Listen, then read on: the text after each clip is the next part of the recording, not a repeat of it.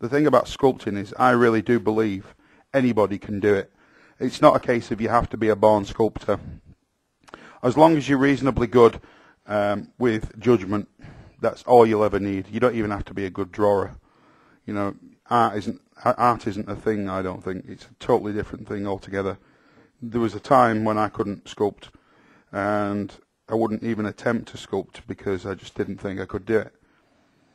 That's why I'm eager to let you guys see how I do it and how simple it is, really.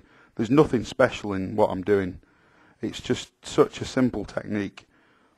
And as long as you keep things simple and take it a bit at a time, it won't ever backfire in a bad way. This is where the forearm elbow joint's going to go. So that's the only reason they're there. We're going to stick them very basically to the figure. You can see the figure has actually been undressed to a certain degree. We've removed his trousers, we've removed his moustache, and we haven't even put his shoes on yet. This is because we've reduced the mass in order to resculpt the new mass. That's a very important thing, otherwise it will just look way too bulky.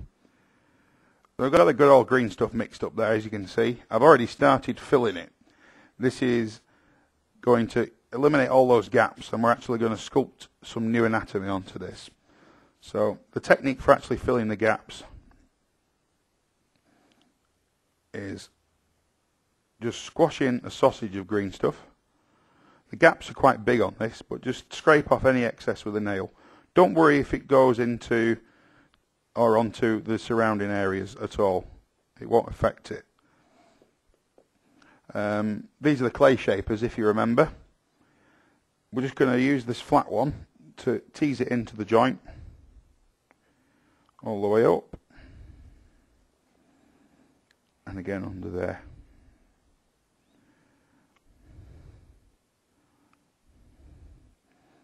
This is going to make sure, like I said before, that there's no gaps. And on top of this we can now sculpt some new anatomy. So we can actually start to form an armpit in there too. So I'm just going to squash this. This is the pointed one.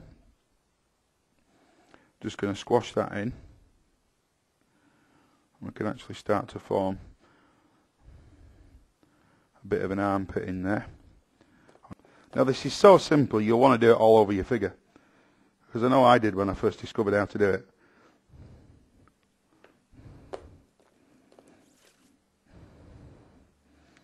Cut it to quite a short length. Pick it up with the pointed tool. Lay it onto the belly. Pinch it at the central point.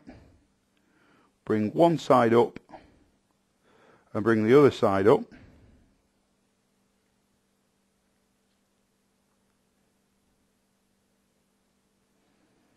So you end up with a U shape. And again, reinsert that, bring some flesh over the top. Again on the other side.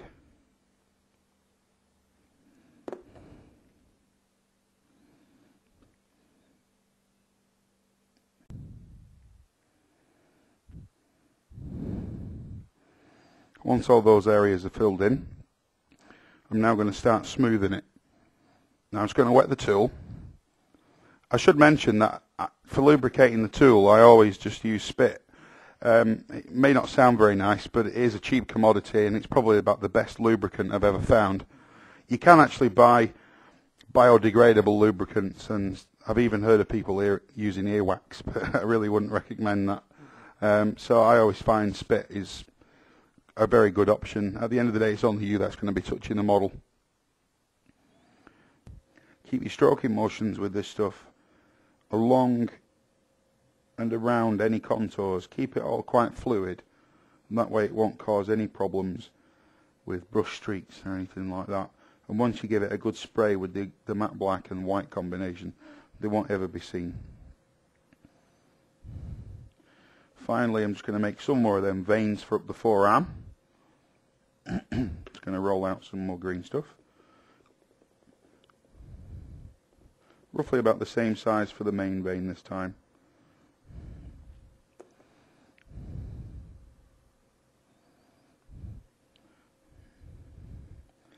I'll set that at 1 point, make it quite squiggly. Just point in each time you make a curve, point in and make sure it sets down. And this time we're going to have a second small vein branching off to one side of it.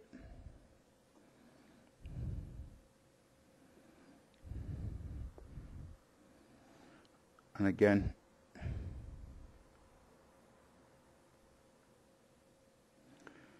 quite curly. It just serves to make him look really pumped up and full of adrenaline.